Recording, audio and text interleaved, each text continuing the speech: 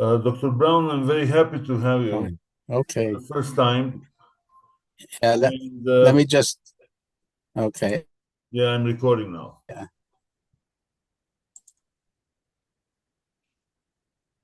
This time we're it's going to, fine. yeah, I'm okay. I said okay. this time we're going to talk about relations between Egypt and Southern Levant during fourth millennia. We know that they had very complex political and economic ties, and how Southern Levant was affected by Egypt, which was superpower at that time.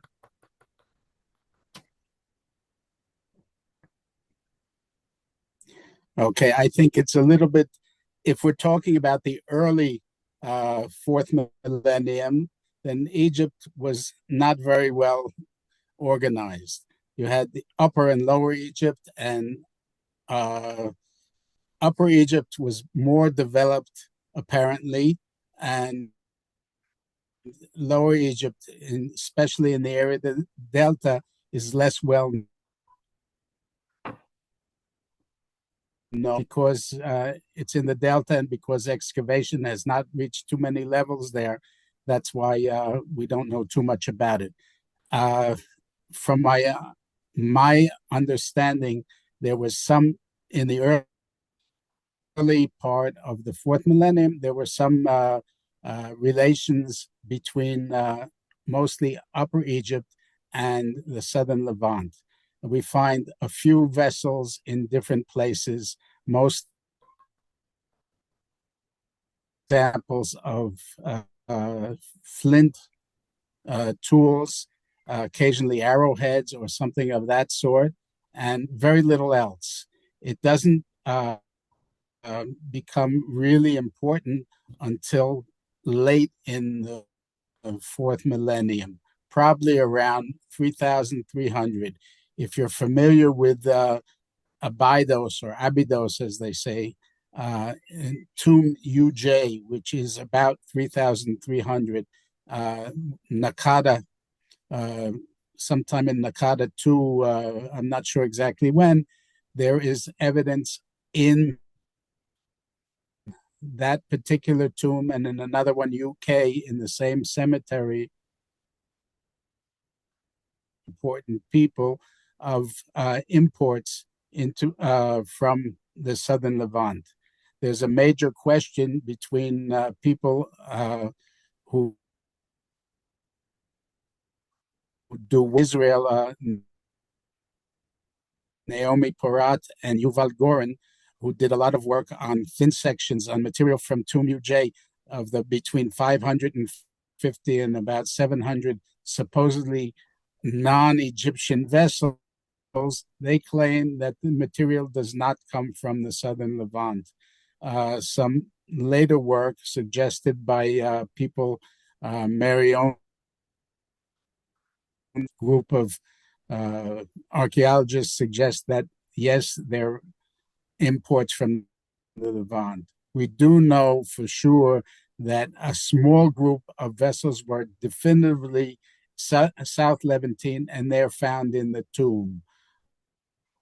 I published some examples of it. They come from, from the area that's now southern Israel. There's a site called Torah, which yielded a duplicate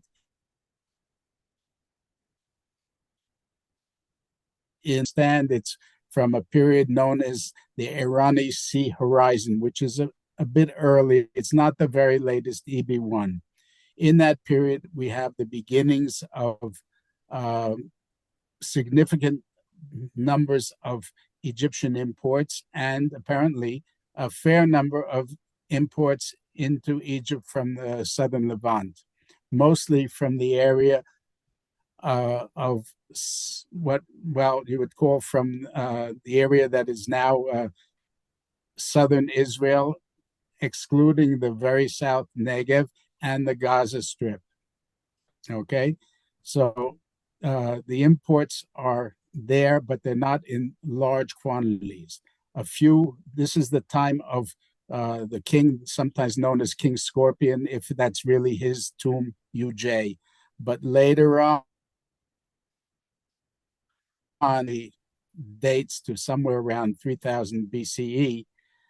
We have the beginning of large scale importation of Egyptian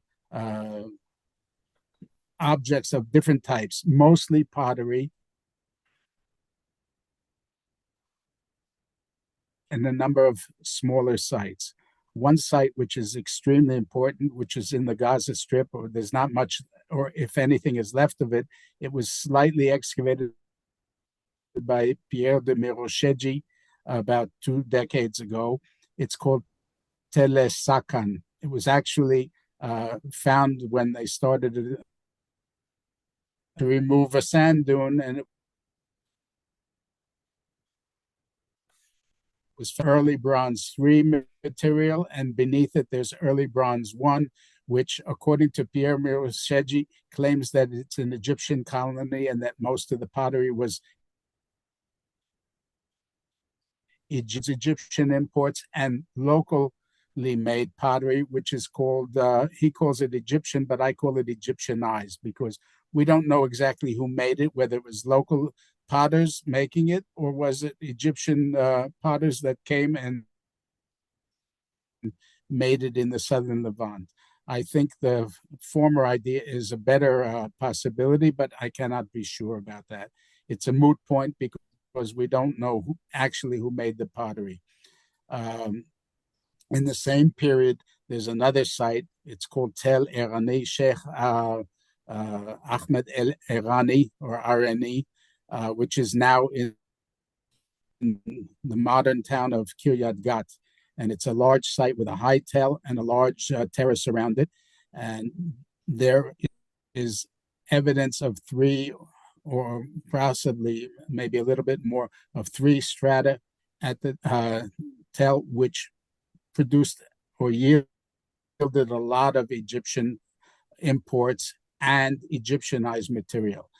It's a bit later than the time of Tomb Uj, and in fact, in the earlier period, what we call the Irani Sea Horizon, which is more or less the time of Tomb Uj, in Abydos, there's a large fortification wall, which is well known, but there's no Egyptian imports in that period. So the Egyptian imports come somewhat later. They're found in large quantities, including beautiful things coming straight from Egypt. And also, we know that it ended just before the end of what we call early Bronze 1, which is somewhere around 3000 BC. But we're not exactly sure of the dates because it's problematic. Carbon 14 gives us some kind of dates, but again, it's a period when things are very dicey. There's a lot of problem with the quantity of carbon 14 in the air, and it makes dating rather inaccurate, especially the second half of the 4th millennium. So what we do know is that slightly after that, the Egyptians stopped coming or doing whatever they were doing in the Southern Levant, and it passed to Byblos, where they have a lot more going on with Egypt. But I would like to say this, that a number of my colleagues have claimed that there is an Egyptian colony, which they based on the amount and the quantity of Egyptian imports that we find. They basically, I don't believe in that, because Egypt had not really attained the status where it could send out so many people, hundreds or thousands of people, and organize a colony in a place rather far away. The Tel Sakan is extraordinary in that it has a large-scale fortification wall built in several phases and made out of mud brick. Now, in the same period that this was happening, there was barely any use of mud brick in Egypt. Mud brick came late to Egypt when they started uh, doing it more or less in the Irani Sea horizon. It went very slowly for a long time, and only later did it become the major type of building for at least some fortifications. The earliest fortification that we know of in Egypt is found in Elephantine, or what's known also in later or earlier writings as Yev, which is uh, belongs to the first dynasty. So it's later. There's no evidence of any fortifications in Egypt at the same time, as they are found much earlier in the Southern Levant, as I said, in Tel Erani, several generations earlier, and in other sites in Jericho, we have, and in the north, in Beit Yelach, and a lot of other sites. So, first of all, the Egyptians came to an area where people were living. They were living in fortified, large enclosure, at least several of them. And in the area where they were mostly found, they also encountered lots of local people who had uh, local pottery and were living there. So they didn't come to just an empty place and said, we're going to spread out and establish a colony. I think that it's pretty obvious in Tel Erani, we know at least one area they came and lived there, probably for several generations, but in a compound, possibly a compound. We don't know enough about this site. If the excavations ever continue there and they excavate more in different areas, they might find that there were no, and this was found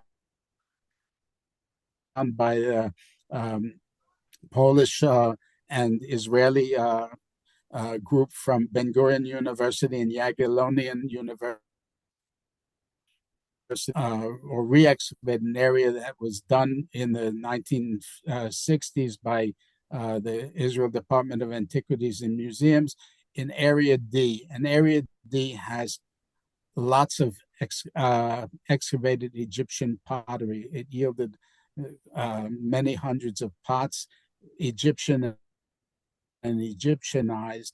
And we also know from the latest excavations that in one area of Area D, the people living there were obviously Egyptians. They baked bread in a specific kind of pits, which we know as Egyptian ovens, which sites in the Delta, such as Tel El Farha. And also we have Egyptian bread, they call them bread molds or baking bowls for making bread, very heavy, coarse objects which are bottom and a few incised into them. So there was something going on there that Egyptians were living there, possibly trading with the locals. But most of the pottery in those strata is local South Levantine pottery. In addition, there's another site, a very small site called En Hebsol or Wadi Gaza, and it's near a spring, which is not too far away from there. And there we have hundreds of bulai or used for sacks, transportation of whatever we think food in sacks, maybe grain or pulses, and they were moving them someplace else. Exactly where and from got one building level and a later non-Egyptian level, but in this one period, Egyptians were producing or using it for transportation of something, and it was important. They had an administrative system, and they were making these mud seals. There are several hundred of them, and they're obviously Egyptian because they have Egyptian markings and Egyptian signs on them. Aside from that, there's another site a little bit farther away in the east at Tel Lahav in the kibbutz Lahav. It's called the Halif Terrace, and there's a small amount of Egyptian pottery in a site that was probably no larger than a village level, but there were at least three of these similar kinds of Egyptian bulai or sealed mud ceilings used there. Aside from that, lots of Egyptian pieces of Egyptian baking bowls. What's interesting is this site probably was never very large and had a relatively small population, but in the same period, there's a large uh, something. Well, it's not exactly built. It's construct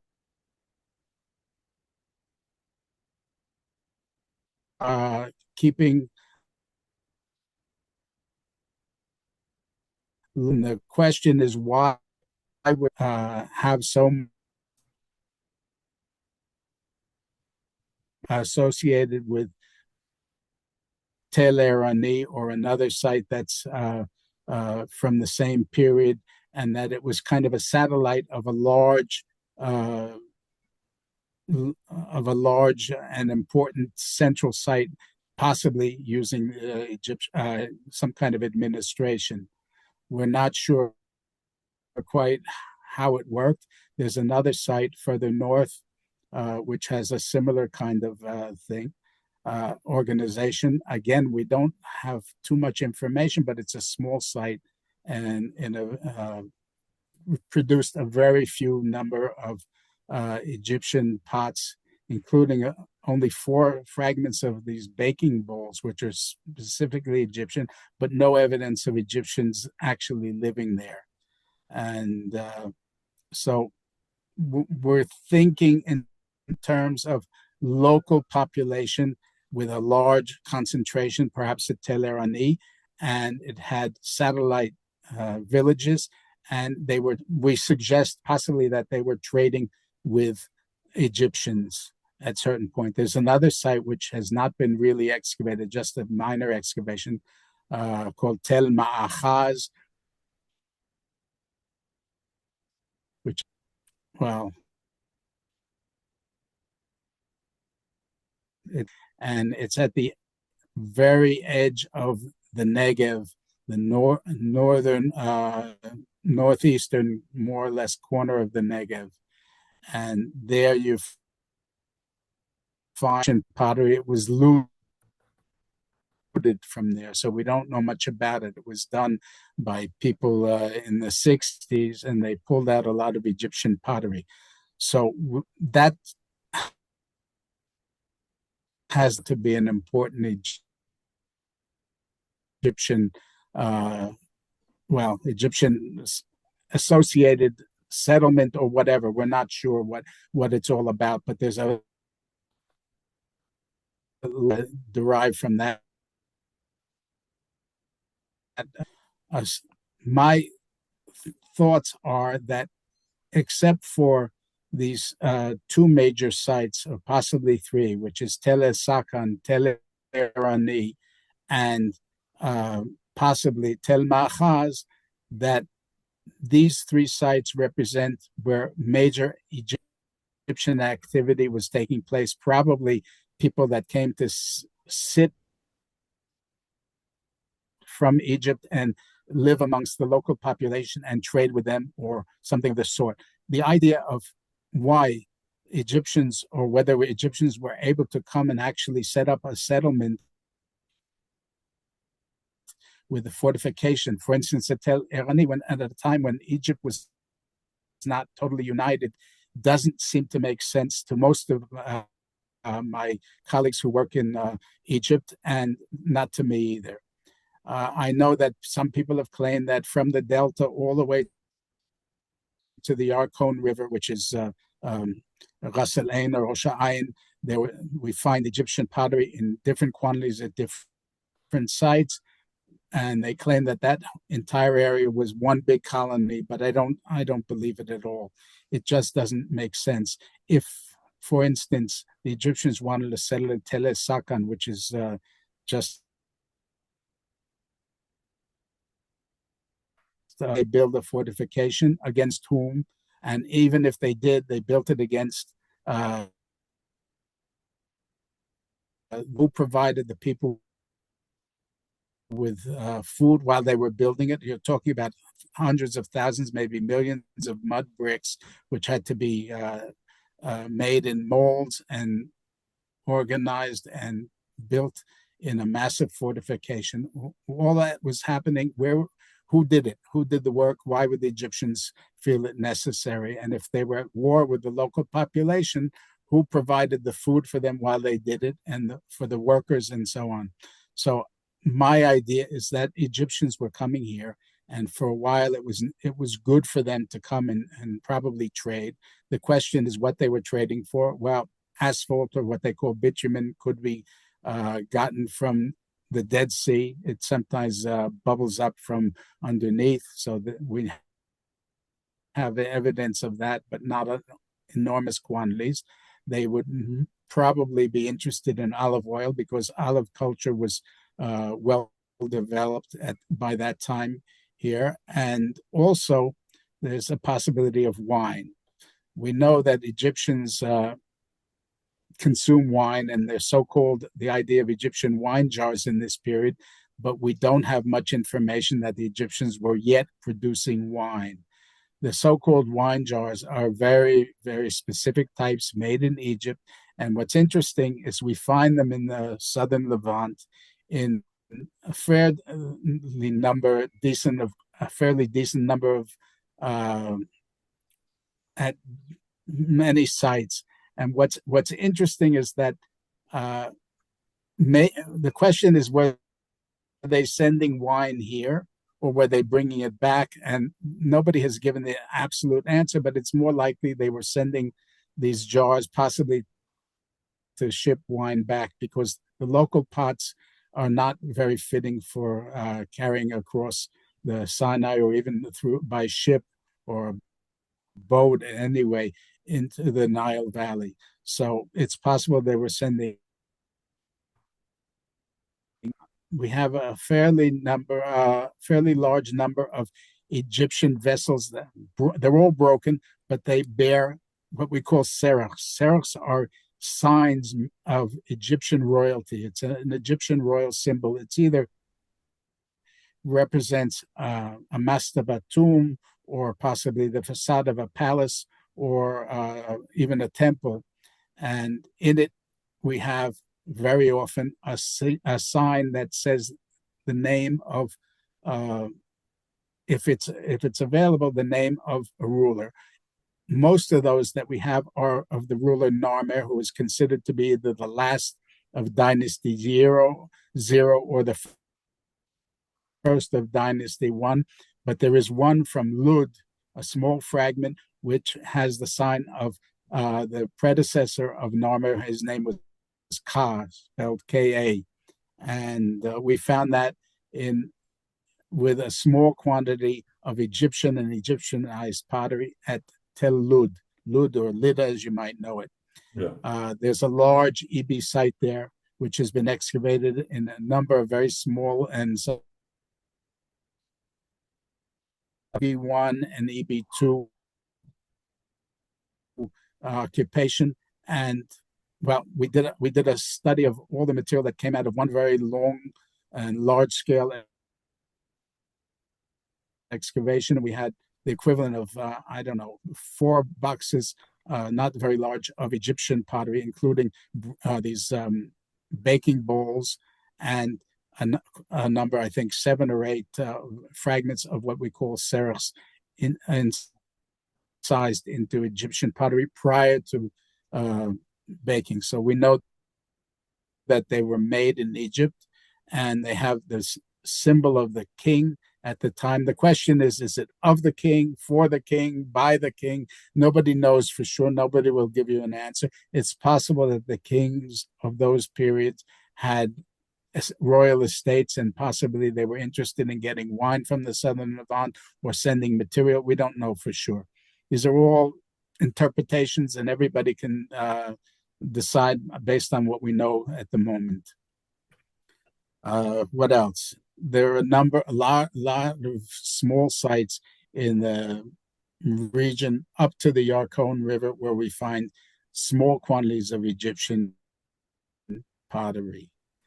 But we think that it's either down the line trading or maybe the Egyptians were coming and sitting for a short while and at a place like Lud and trading and then packed up and left.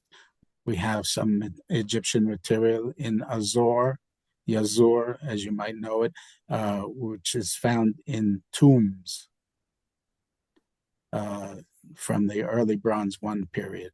So, and also we find in the Delta there are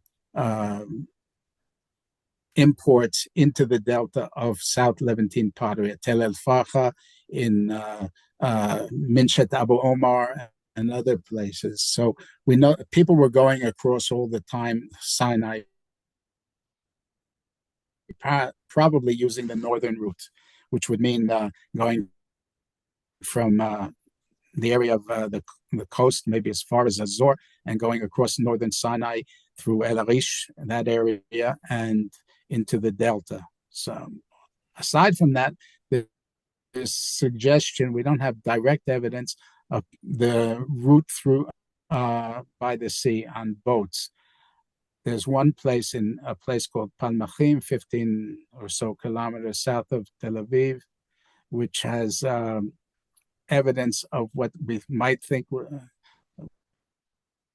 we believe might have been a signal fire, which they used as kind of a lighthouse in order to help people to find their way along the coast and to look for certain places where they could stop and meet with locals. The site of Palmachim has yielded only a few fragments of Egyptian imported pottery, and that and another site along has yielded on anything like it. There are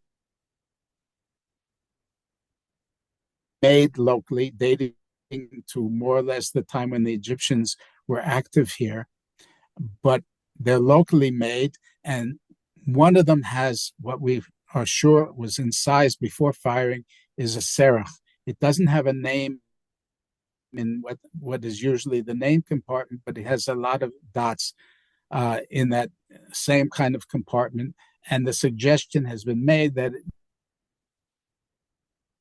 made king, who's known as sometimes double serach or double horus, because there's a pot from somewhere in Egypt, in Sinai, actually, it's Sinai, where there is a serach with the same kind of things, and it's got two Horus birds, which are on that particular vessel. So it might possibly relate to the same king. We don't know. Aside from that, near modern Beit Shemesh, I excavated a site which is called Chovati Lin Tachtit. And what's interesting about it is that we had a very small quantity of Egyptian pottery, real Egyptian imports, and one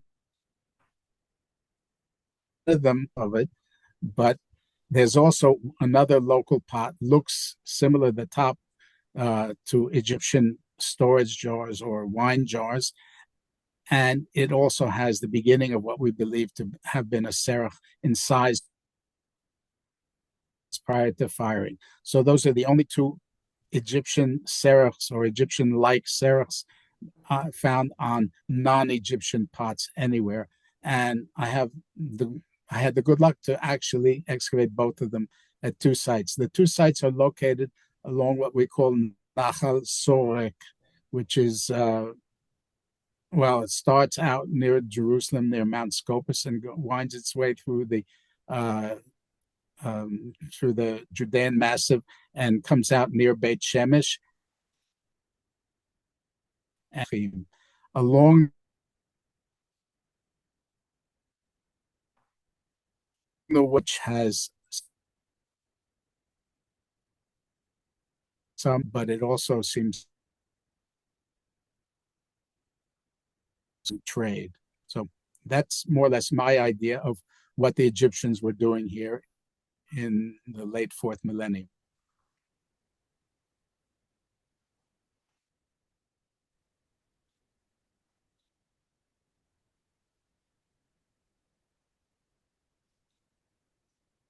Any questions? I'm happy to I have another question because we're running out of answer. time for this session. How Tel Arad was part of that trade, Okay. and how was Tel Arad interconnected with Egyptian It trade? wasn't at all, Yeah, because it's a little bit isolated. hardly at all. I Yeah. know that been written people have been written that it was an entrepot and a place important. Not at all. There are two reasons why. First of all, there's almost no Egyptian pottery there. Yes, we have a serach from there, and yes, there's one almost complete Egyptian wine jar, but it's found in an EB2 setting, which means that it was probably kept there and it was not found in situ when it was first brought there because it's of a type that belongs and it's already found in a post-Narmer type thing.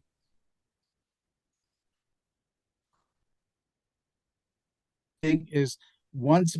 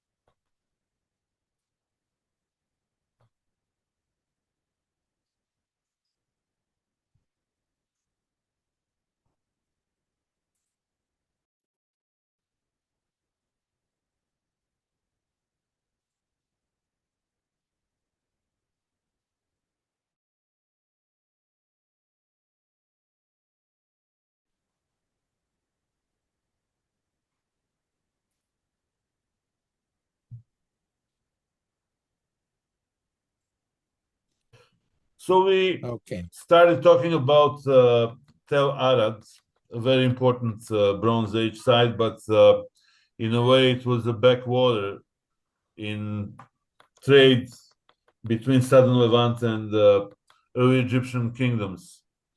And you said that at Tel Arad they didn't find many artifacts and material evidence to support the claim that Arad was part of that economic trade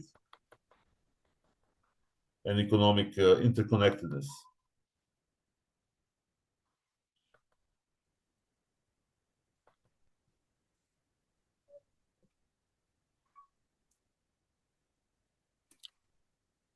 it's a very poor connection. I you're sort of I hear a little bit of what you say and then it stops. Yeah, I can repeat. I said that Arad wasn't part of that No, interconnectedness. I I got I got that. Yeah. What I think was the major connection seems to have been with Tel Erani and also this little site of En Habsor, which is some kind of a trading post or something for passing on. The question is to where did it from there? Did it go to Arad? By the way, is off the beaten path. In any case, if you want to go to the major sites in Egypt, the closest they're in the delta, and you would take the northern Sinai route. What they call sometimes the way or ways of Horus, or you go even by sea. And we know that Egyptians had boats big enough to go along the coast without any problem, even much earlier, very early. I don't know if you're familiar with the site of Madi in in Egypt. It's Madi is a suburb of Cairo, but there's a site there that was excavated quite a few years ago, and there in sometime around 3600 BCE, there was a site that may mostly seems to have been related in time to either the very latest Chalcolithic and the very earliest EB1 in the southern Levant. And we found off the coast of Adlid, they found an Egyptian pot similar to the kind that was in use in Madi, about near Atlit, several hundred meters off the coast. It was picked up by divers, and in it was something very interesting. They have shells from the Nile called Chambardia arcuata. It's a shell that's famous because it's a freshwater Nile shell that is only found in the Nile and not anywhere in the coast and the southern Levant. But it's important because it was used for the mother of pearl lining that it has. But what's interesting is they found 6 pairs of these shells, which means they were kept live probably for food. And then afterwards on a boat, and either fell over or a boat sank or something, we don't know. But there's an evidence that Egyptians were traveling, at least along the coast, by sea quite early in the 4th millennium. So that's just one interesting thing. Aside from that, in Madi, there are some imports from the southern Levant with what we call ledge handles, these indented ledge handles. And we know that they're South Levantine pots. Also, they have what we call, they're called Canaan flint blades. Canaan is a misnomer because it comes from actually from the French, who in the 1930s decided that they were going to call these specific kinds of blades, which are prismatic blades made from large pieces of very specialized kind of flint by specialized people who knew how to knock them off. And they're not found in Egypt normally. They're something that we know from the Levant. So that's some of the very earliest evidence of people going back and forth in trade. Also, along the northern Sinai coast, there are these little campsites which have Egyptian material and South Levantine material, mostly pottery, found on the so-called ways of Horus. How pottery can help us reconstruct these links between early Egyptian kingdom and southern Levant, and which were the major centers? Please go ahead.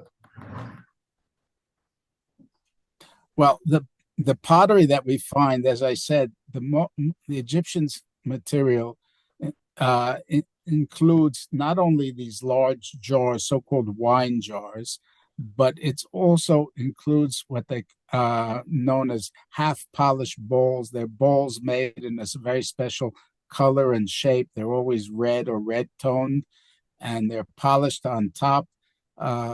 These were very typical Egyptian, the so-called baking bowls, which were made in the Levant, but absolutely in the style that the Egyptians made them in Egypt.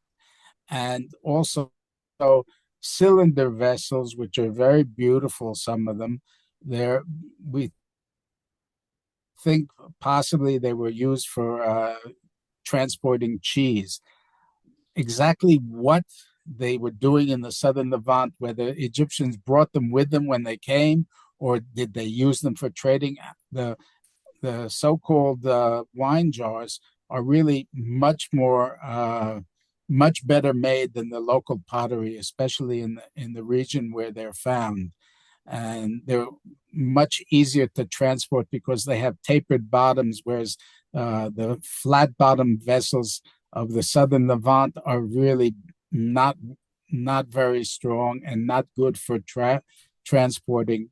We also know in this period that they were using donkeys for transportation. We have donkey skeletons found at a number of sites, including in Lud or from the same period. And we suggest that maybe they were transporting these donkeys using material using these donkeys across northern Sinai route. Uh, there's the question is the pottery tells us it's very good indication for the period that we're dealing with. The pottery also indicates what kind of things they were making or doing. The so-called Egyptianized pottery includes very coarse vessels, the kind that you find in Egypt, but made here. Whether it was for Egyptians or by Egyptian potters, we really don't know.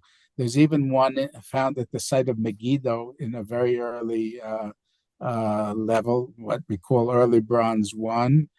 And there's a major, very important temple there, beautifully constructed in a manner that's, well, it's been called the size of it and the measurements suggest that they used what we know as an Egyptian cubit. This is in the late EB1. The problem with that is there's nothing known about the Egyptian cubit in Egypt so early. It only came in later, so we don't know. We don't really understand what the relationship is, but it's very interesting. That's something that, if you want, at a future time, we'll talk about what happens in the north with the early Bronze 1, and specifically the site of Megiddo is absolutely extraordinary for this period. Yeah, we can But we can there's focus on also a Megiddo. possible, We can focus next time on Megiddo. yeah, Yeah. would be a very nice idea because it's truly extraordinary. I had the luck to do some work to publish a report from the early excavations by University of Chicago off the Tell, which produced some very interesting information. But in the meantime, if we're talking about, there may be some Egyptianized graffiti on a stone pavement at Megiddo at this time, which is related to one or two of the temples in the same period, but we don't know very much about it. Megiddo had a very special function at that time. I think it was a pilgrimage site, but that's really another story. But there is a little bit of evidence of Egyptian material or Egyptian associations found there. Aside from that, there's very little in the area of Jordan. In the Jordan Valley or in the Arava Valley or Araba, as you say, there's Baba Dra. There are one or two pieces of Egyptian alabaster vessels that are very rare. There are one or two pieces found there. But aside from that, the site of Baba Dra, which I'm sure you're familiar with, is really doesn't have any other Egyptian material that I know of. That's something also. Have you been to the site of the museum at Safi? Yeah, I've been there, and my good friend Konstantinos Politis founded that museum with another Greek scholar. Well, he's a good friend of mine too. He's a good friend of mine too. And Dino. We've unfortunately, known each other for over 40 years. yeah.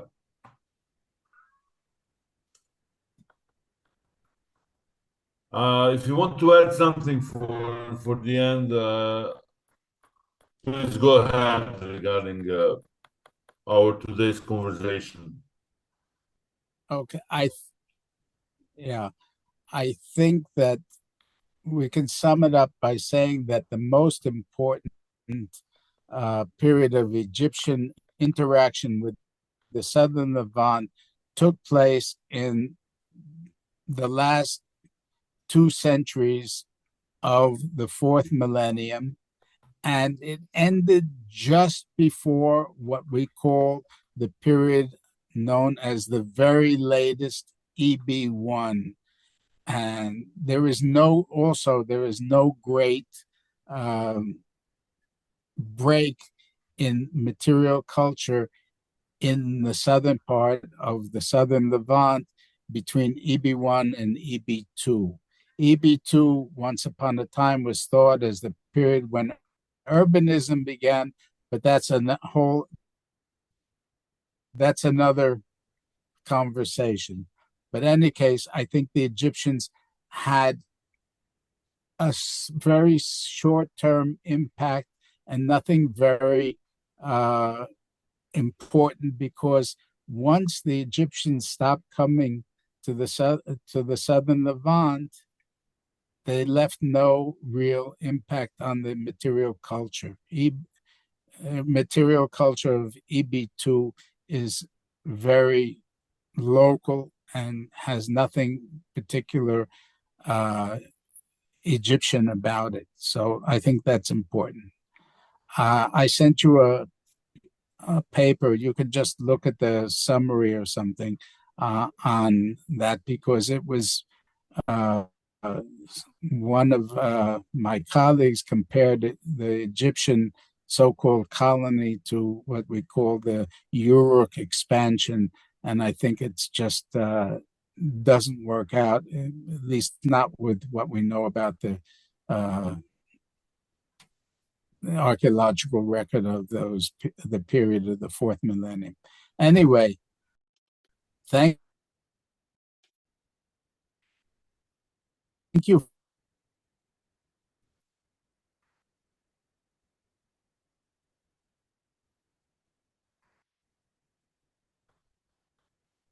Uh,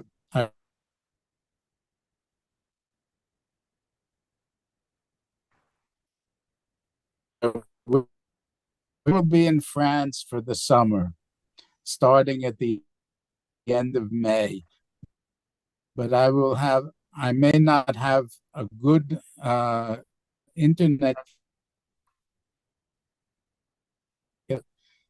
give you more information, so you can write your articles. And also, if you see Dino before I do, give him my best regards. I will. I will, and thank you so I much don't know for if your he's going time. to be excavating. Thank you for your time and for a very nice presentation My of pleasure. Take care. Okay, all the best. God bless. good. Good. You too.